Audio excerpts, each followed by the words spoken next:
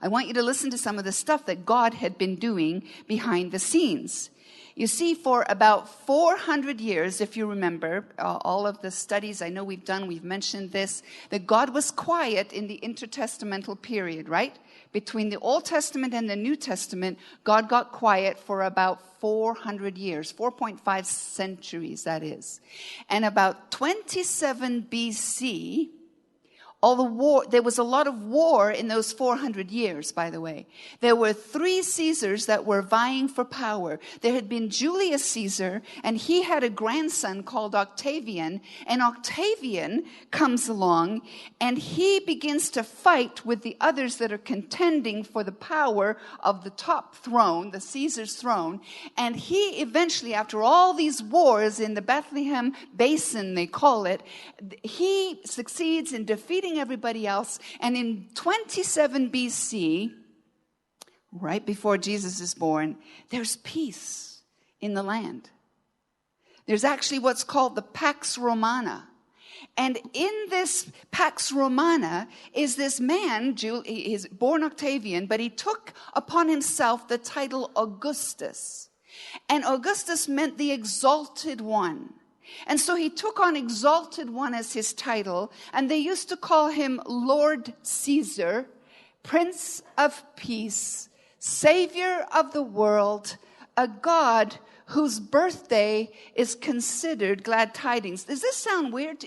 Are you getting some familiar phrases here? Behold, I bring you good news of great joy. Tonight is born the Prince of Peace, the King of the world, the Messiah, the Savior. We have a usurper in the political realm.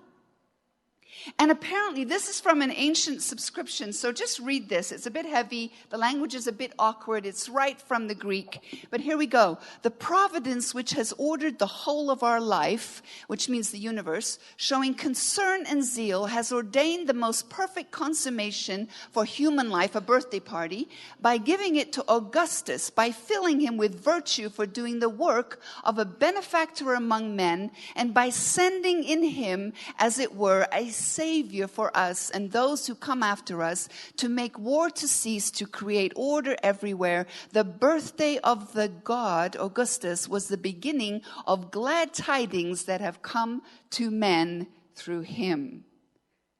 So you see, when the shepherds begin telling this very innocent little story, we have a Savior, we have a Prince of Peace, we have a Messiah, we have a God who's been born, whose birth is changing everything. A lot of people went, oh, but he's already here.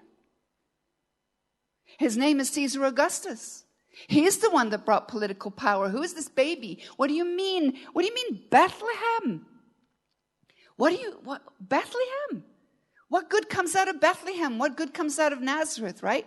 And so this little story that we just kind of play every year, and we just sort of go through the motions, and this story is just so lovely and it's familiar. And you know what it is? It's comforting to our hearts, isn't it, at Christmas? And I love the rehearsing of the Christmas story, and there's nothing wrong with rehearsing the Christmas story. But you need to know that the Christmas story was anything but comforting when it first came out.